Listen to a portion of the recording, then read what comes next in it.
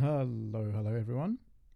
I wanted to introduce you to this fully on chain Web3 game called Pirate Nation, which I've been enjoying for a couple of weeks now after discovering it whilst looking for on chain games.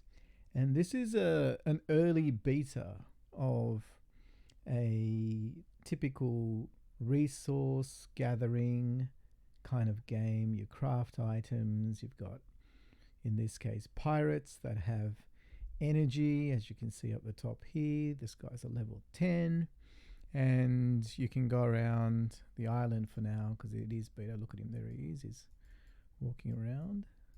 Sometimes it gets stuck, which is pretty funny. But you can even jump off the edge here, go for a little swim.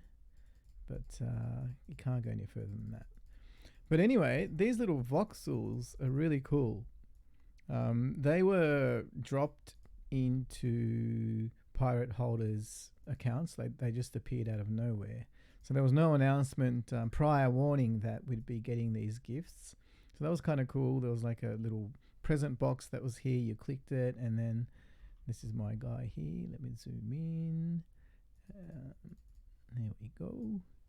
And these are voxel characters. So they're very interoperable. So in the future, if they decide to integrate these characters into other games that they build, or even other studios that have nothing to do with proof of play, that's the name of the studio that's building this. If other studios decide to allow these characters to play in their game, then they can. And as you can see, he's very much like a like for like with his profile picture, which is really nice to see. And you can click the guy and he'll do like a little dance. So it's a wave and then another wave. He doesn't feel like dancing today. He does have a dance. Come on, boy. There you go. That was only a little bit. He usually goes for a bit longer. No, there he is. So that was really cool. And the game studios, that's proof of play, made up of veterans that come from game studios from the traditional mobile game world, behind some of the biggest titles that you may be familiar with, such as Farmville, so that's by Zynga, and other studios like Epic. So they really have assembled an all-star team. Oh, is that a chest? What's this? Can I get that? No, it's just decoration. And they're people that are interested in building Web3 games. So they believe in crypto and blockchain technology. They believe that it's going to be the future in gaming, giving players the ability to have true ownership of their assets in a decentralized manner. So in this case, these NFTs are not stored on a centralized server, because what typically happens with mobile titles in Web 2 is that you will spend all your time and money, you'll join a clan and play for years and build up your base or build up your army, depending on the kind of game. And then one day it could just either disappear because the servers go offline, or you could end up in a state where you might not want to play the game anymore, but you don't have the right to sell what you've accomplished, so what you've gathered and earned with your own time and probably your own money. You don't have the rights to sell it. Like, the terms and conditions would typically prohibit you from transferring accounts and things like that. So that is something that we as gamers, whether you're a serious gamer or a casual gamer, we've accepted as the norm for so long. And blockchain technology and NFTs are trying to change that mindset, trying to show you that whatever you pay for or whatever you've spent time on should be yours. And if you think about it logically, it makes sense. Like, if I was to go and buy like a car, then it wouldn't make any sense for the manufacturer to call me when I wanted to sell it and say, no, sorry, you can't sell it. Like, it wouldn't fly in a normal course of business. So why should it be any different in a game, right? So Diablo 2 is another example where I spent many enjoyable hours, I must say, with my friends, grinding for the best items and leveling up all my characters, all different classes. And in that case, I think one day they just decided to nerf all these items that people had, and that was an instant turn off for me. Like, I never played a single hour after that because it didn't make sense that all the gear that I had was all of a sudden not as powerful. You know, I felt cheated. That's probably the right word. So with the blockchain technology, where things are typically immutable, and as long as you can read into the contracts, and you'll be able to see whether something is permanently fixed for stats, or we call it the metadata. And that's hugely important as we progress in gaming, because you never want to get to a point where you've got tens of thousands or millions of users and you go ahead and make a change that can affect a lot of people. And typically that's sort of done without consulting the user base, which is a big red flag. So I'm very excited about where these guys are going. I'll just give you a little tour of what you can do at the moment. So now what you can do is down here you can go on quests. So these are all my pirates, and they are NFTs that I bought from OpenSea. And at the moment, the entry price, or the floor price, which is the lowest price of an item, of a pirate, is about 0.14 Ethereum. It probably works out to be about $200. So it's not cheap, but it's not as steep as other Web3 games that you might see out there.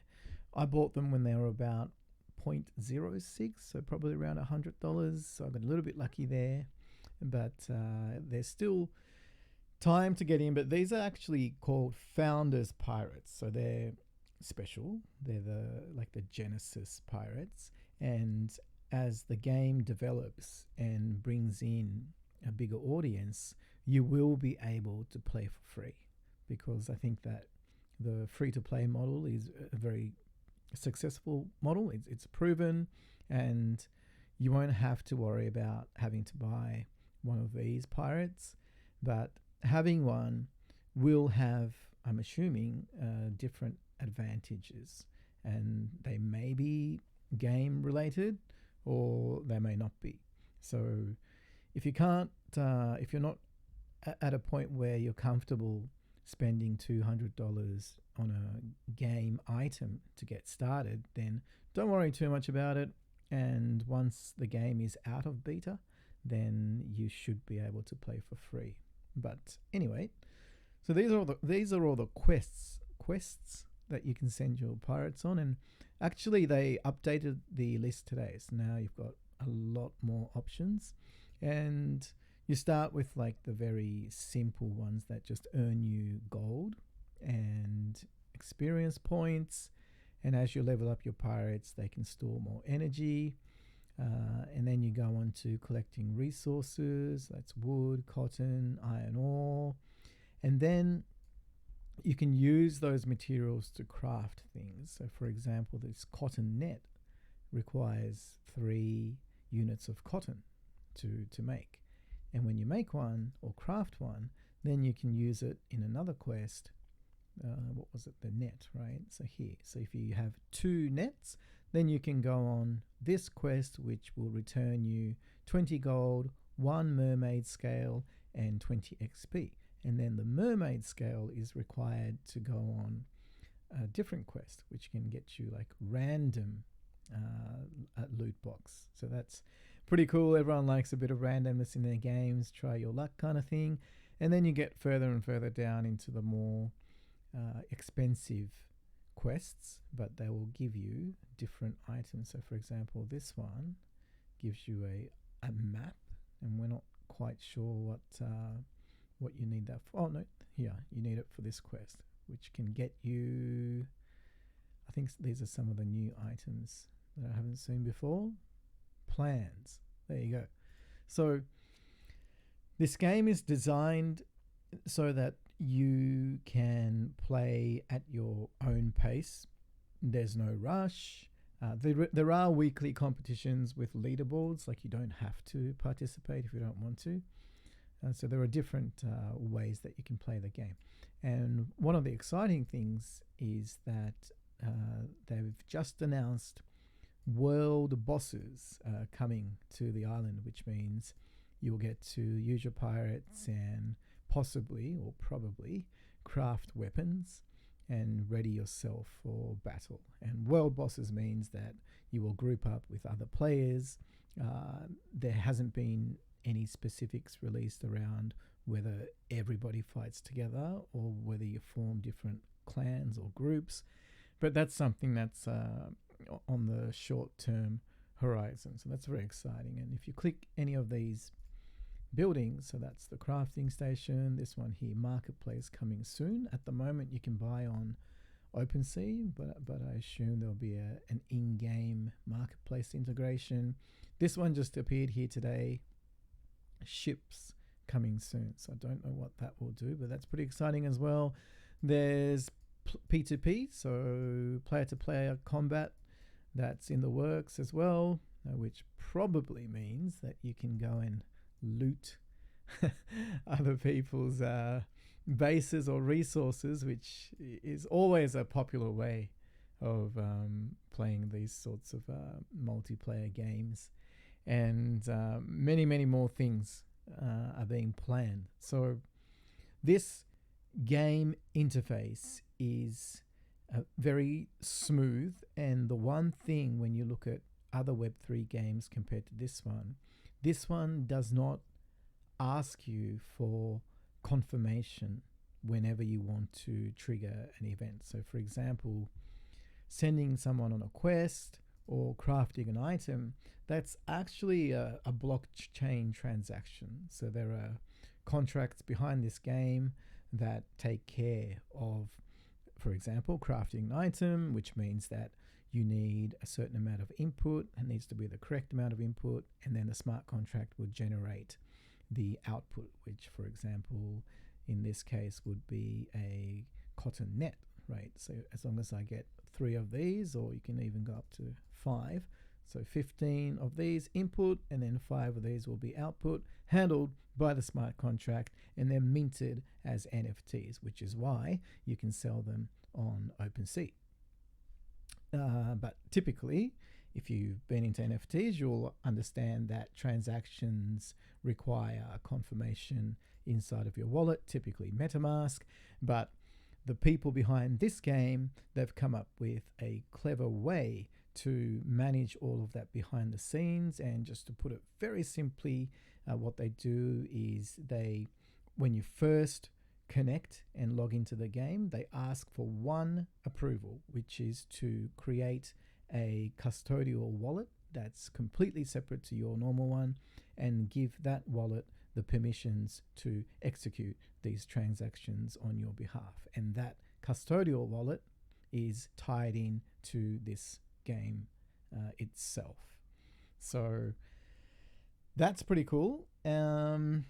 It's a very progressive game in the field of Web3. I personally haven't seen something like this, which is fully on-chain, and that's a very important distinction.